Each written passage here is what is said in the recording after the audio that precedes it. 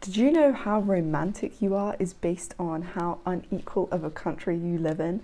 Did you know that your chance of becoming fat is based on how unequal of a country you live in?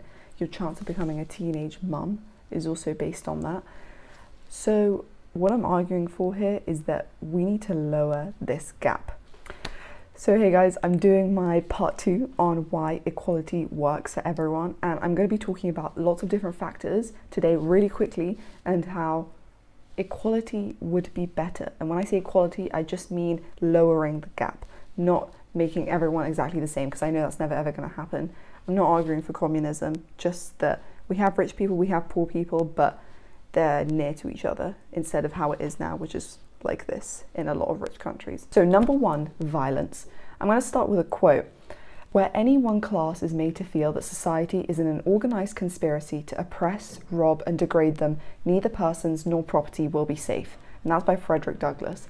And I think that really encapsulates everything I'm going to speak about right now. Violence not only affects the people that are being attacked or the people that are the actual attackers, it affects everyone in society because we've all got this deep-rooted fear of violence. So even though we may go our whole lives without anything bad happening to us, a lot of us go to sleep at night worried that something's going to happen to the house, or we walk down the street worried that something's going to happen to us. And it's this fear of violence which is killing all of us already. This automatically affects our quality of life despite violence not even occurring to us. So it was found that young men are usually the people that are the most violent in society, and this is usually because they had some sort of shame or embarrassment or humiliation happen towards them, so they wanted to act out against it.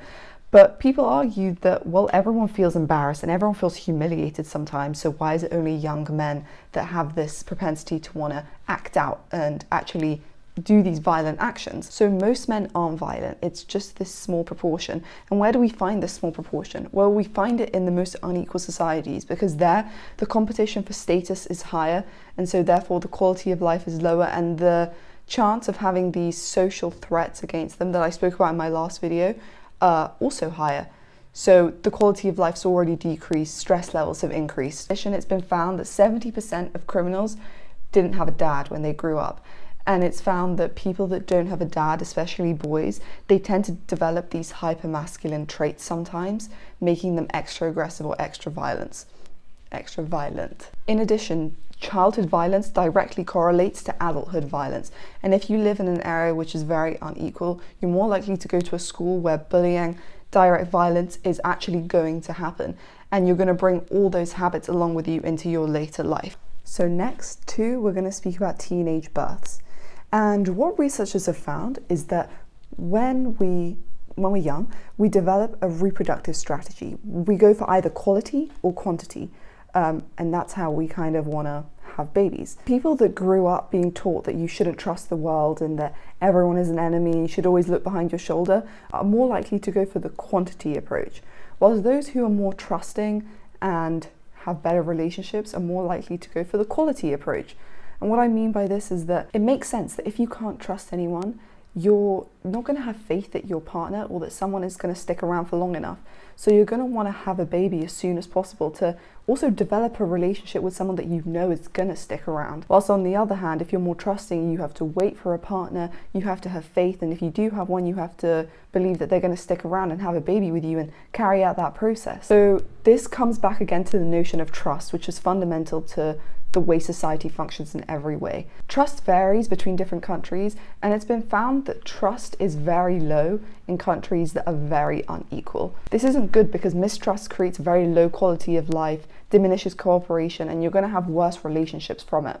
Whilst if you trust, there's going to be less competition, you're going to have better connections with the people around you, your life is easier, and therefore your quality of life is better. So we can see the connection between teenage births, inequality, and trust there, because the correlation is almost direct. I'm going to try to get a graph up. In addition, it's found that girls that grew up without a dad start their period earlier, become more sexually active earlier, and so therefore are more likely to get pregnant earlier too. So number 3, we're going to speak about education.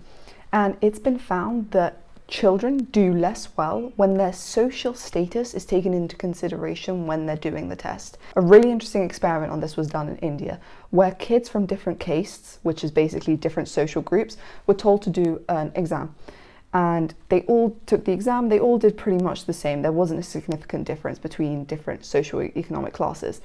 Then they were given a second test to do, but before doing it, they all had to stand up in front of all the kids and say the name of their case, which everyone would know whether that was a rich one or a poor one, the name of their grandfather, and where they lived.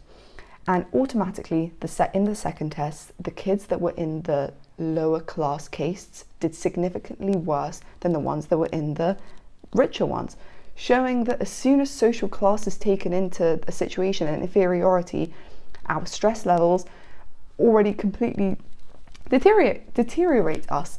And so education is completely linked to how we feel about ourselves and how we feel about the people around us.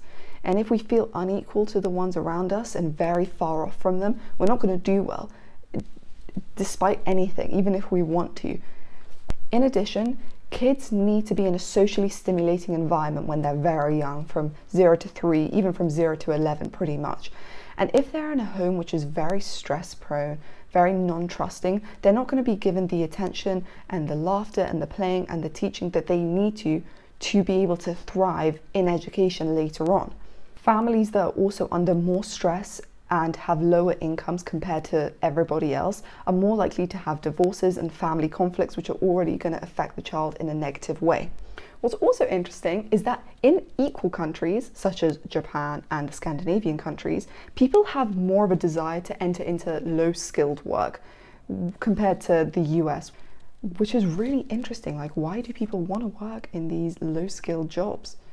Maybe it's because there's less judgment about where you're working in these equal countries. There's more trust, there's more security in what people are going to think of you, less of these social threats. It's really interesting. So next we're going to speak about obesity.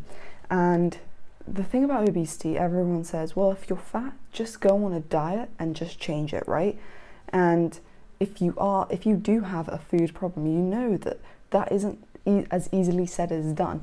But it's very difficult for a behavioral change to happen when a human is under stress and is not in a good environment. It's very difficult to tell an obese person to not be obese when we live in the kind of society that we live in right now. When we're in a better emotional state and we feel in control, we're more likely to be able to take control of our actions. And if we're in a very unequal society, we don't feel like we are in control and we don't feel good. A lot of our quality of life is already lowered if we're in the majority, 80% of society. The current work system also promotes stress eating or non-eating and all of these different cultural eating problems, where in America, for example, if you're an immigrant, it's been found that some people go to fast food restaurants every day because they want to spend their money there and prove that they're American and be part of the cultural system, whilst others, people that live in the ghetto, they don't want to lose weight because then they'll get accused by other members that they're on drugs and that they look too skinny. So it's all these cultural problems as well fitting into this. So as we can see, there are a lot of eating patterns that occur because of cultural and societal hierarchies, kind of.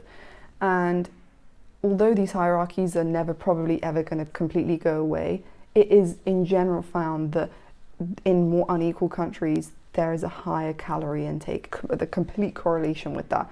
So if we had more equal societies, then people would be less stressed. So therefore people would probably eat less. People would be more in control and would be able to control what they eat. People wouldn't be threatened by social threats, social evaluative threats, and be so scared about what other people think of them because that threat wouldn't be there as much. And finally, physical health. Everyone always says the less stressed you are, the longer your life's going to be, and that is true. Yes, definitely. Health is positively correlated with friendship, being part of a community, and negatively correlated with feelings of exclusion. And despite what people say that, we spend more money on healthcare, we're going to spend more money on new technology, and we're just going to be able to, really increase that life expectancy.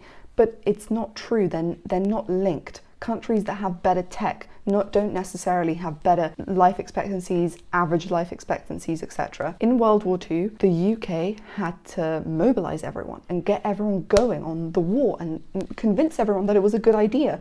And the only way to do that is to really bring people together in this community this patriotic community fighting for their country. And so a really interesting phenomenon happened is that what we realized is in World War II, during this time, poverty halved and the social cohesion that was created led to a better quality of life, which is really interesting. The mind affects the body, and bad experiences in early life are going to build up and affect you in your later life. When we're stressed, we're more likely to be sick. When we have those high cortisol levels, where do we get those high cortisol levels the most from? We get them when people are socially evaluating us, which I know is always going to happen, but we live in this really class-dominated society where there's such a stark difference between the top and the bottom, and we could really diminish that so that those social threats are just less. Violence is always going to happen. You know, all these problems are always going to happen, but there are countries where it is significantly less, so why wouldn't everyone want to be like that, is kind of my point. I hope you found the video kind of interesting. I've really just summarized it so quickly, and if you have any ideas, leave it in the comments. And thank you guys for watching. Bye.